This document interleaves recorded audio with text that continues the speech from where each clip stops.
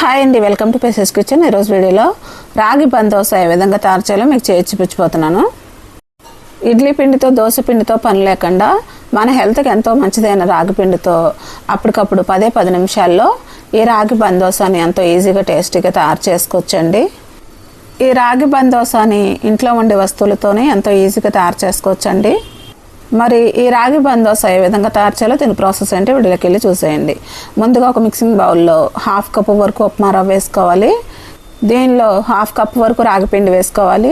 దీనిలో 1/2 కప్పు వరకు పెరుగు వేసుకోవాలి. ఇప్పుడు వీటిని అన్నింటినీ కూడా మొత్తం మిక్స్ అయ్యేటట్టు ఒకసారి బాగా కలుపుకోవాలి. ఇప్పుడు వీటిని అన్నింటినీ కూడా ఈ విధంగా బాగా కలుపుకున్న తర్వాత ఇప్పుడు దీనిలో వాటర్ వేసుకొని కలుపుకోవాలండి.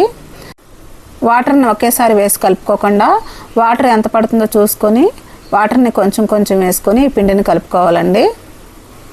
పిండిలో వాటర్ ఒకేసారి వేస్తే పిండి పలచపడిపోతుందండి. అందువల్ల పిండిలో వాటర్ ఎంత పడుతుందో చూసుకొని పిండిలో వాటర్ కొంచెం కొంచెం వేసుకొని ఈ పిండిని కలుపుకోవాలండి. ఇప్పుడు ఈ పిండిని ఈ విధంగా కలుపుకున్న తర్వాత ఈ పిండి మీద మూత పెట్టుకొని 10 నిమిషాలు పక్కన పెట్టుకొని నాననివ్వాలి. ఇప్పుడు 10 నిమిషాలు అయిన తర్వాత ఈ పిండి బాగా నాని గట్టిపడిందండి.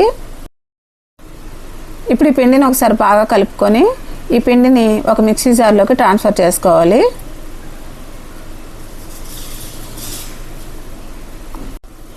ఇప్పుడు ఈ పిండిని మిక్సీ జార్లోకి ట్రాన్స్ఫర్ చేసుకున్న తర్వాత ఈ పిండిలో 1/2 కప్పు వరకు వాటర్ వేసుకోవాలి.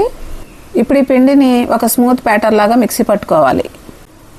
ఇప్పుడు ఈ పిండిని ఒక స్మూత్ బ్యాటర్ లాగా మిక్సీ పట్టుకోవాలండి. ఈ విధంగా మిక్సీ పట్టుకున్న ఈ బ్యాటర్ని ఒక బౌల్లోకి ట్రాన్స్ఫర్ చేసుకోవాలి. ఇప్పుడు ఈ పిండిని ఒక బౌల్లోకి ట్రాన్స్ఫర్ చేసుకున్న తర్వాత ఇప్పుడు ఈ పిండిని పక్కన పెట్టేసుకొని ఇప్పుడు స్టవ్ మీద ఒక ప్యాన్ పెట్టుకొని 2 టేబుల్ స్పూన్ల ఆయిల్ వేసుకోవాలి. ఈ ఆయిల్ హీట్ ఎక్కిన తర్వాత 1 టీ స్పూన్ శనగపప్పు, 1 టీ స్పూన్ మినపప్పు, 1/2 టీ స్పూన్ జీలకర్ర, 1/2 టీ స్పూన్ ఆవాలు, 1/2 టీ స్పూన్ ఇంగువ, కొంచెం కరివేపాకు, 1 టీ స్పూన్ అల్లం ముక్కలు, 1 టేబుల్ స్పూన్ పచ్చిమిర్చి ముక్కలు వేసుకోవాలి. ఇప్పుడు వీటిని అన్నింటినీ కూడా కొంచెం సేపు వేయించుకోవాలి. ఇప్పుడు వీటిని అన్నింటినీ కూడా కొంచెం సేపు వేయించుకున్న తర్వాత ఇప్పుడు దీంట్లోనే ఒక మీడియం సైజు ఉల్లిపాయని చిన్న చిన్న ముక్కలుగా కట్ చేసుకొని వేసుకోవాలి. ఇప్పుడు ఈ ఉల్లిపాయ ముక్కల్ని కూడా కొంచెం సేపు వేయించుకోవాలి. ఈ ఉల్లిపాయ ముక్కలు కలర్ రానవసరం లేదండి. ఈ ఉల్లిపాయ ముక్కలు మెత్తపడితే సరిపోతుంది. ఇప్పుడు ఈ ఉల్లిపాయ ముక్కలు కొంచెం వేగిన తర్వాత దీంట్లోనే ఒక చిన్న క్యారెట్ని తురుముకొని వేసుకోవాలి. ఈ క్యారెట్ తురుమును కూడా కొంచెం సేపు వేయించుకోవాలి. ఇప్పుడు ఈ క్యారెట్ తురుముని కొంచెం పచ్చివాసన పోయేంత వరకు కొంచెం సేపు వేయించుకోవాలండి. ఇప్పుడు ఈ క్యారెట్ తురుము కొంచెం పచ్చివాసన పోయేంత వరకు వేయించుకున్న తర్వాత ఫైనల్గా దీంట్లో కొంచెం కొత్తిమీర వేసుకోవాలి. ఇప్పుడు ఈ కొత్తిమీరని కూడా దీంట్లో మొత్తం మిక్స్ అయ్యేటట్టు ఒకసారి బాగా కలుపుకోవాలి. అంతేనండి, తాలింపు రెడీ అయిపోయింది. ఇప్పుడు స్టవ్ ఆఫ్ చేసేసుకొని ఈ తాలింపుని మనం ముందుగా మిక్సీ పట్టుకున్న ఈ పిండిలో ఈ తాలింపుని వేసుకోవాలి. ఇప్పుడు దీనిలో రుచికి తగినంత సాల్ట్ వేసుకోవాలి. దీనిలో 1/2 టీ స్పూన్ వంట సోడా వేసుకోవాలి.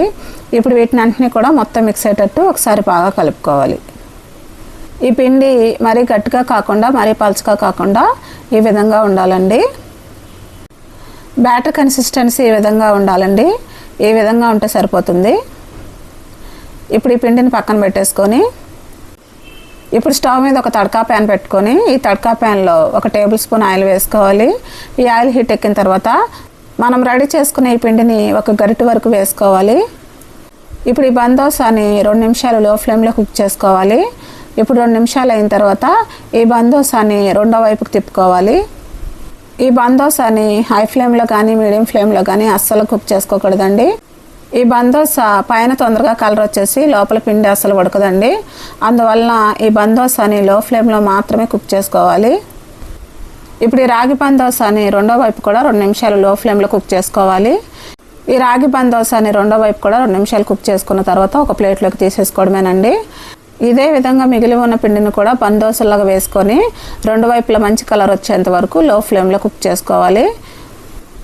అంతేనండి, రాగి బందోసలు రెడీ అయిపోయినాయి. ఈ రాగి బందోసల్ని కొబ్బరి చట్నీతో కానీ టమాటా చట్నీతో కానీ సర్వ్ చేసుకుంటే చాలా టేస్టీగా ఉంటాయండి. మరి ఎంతో ఈజీగా టేస్టీగా ఈ రాగి బందోసల్ని తయారు చేయడం చూశారు కదా. మరి ఎంతో టేస్టీగా ఉండే ఈ రాగి బందోసల్ని మీరు కూడా ఇంట్లో ప్రిపేర్ చేసుకొని ఏ విధంగా వచ్చిందో నాకు కమెంట్ చేయండి. నా వీడియోస్ కనుక మీకు నచ్చినట్లయితే ఇప్పుడే సబ్స్క్రైబ్ చేసుకుని బెల్ ఐకాన్ ప్రెస్ చేయండి. మీ ఫ్రెండ్స్కి రిలేటివ్స్కి షేర్ చేయండి. Thanks for watching.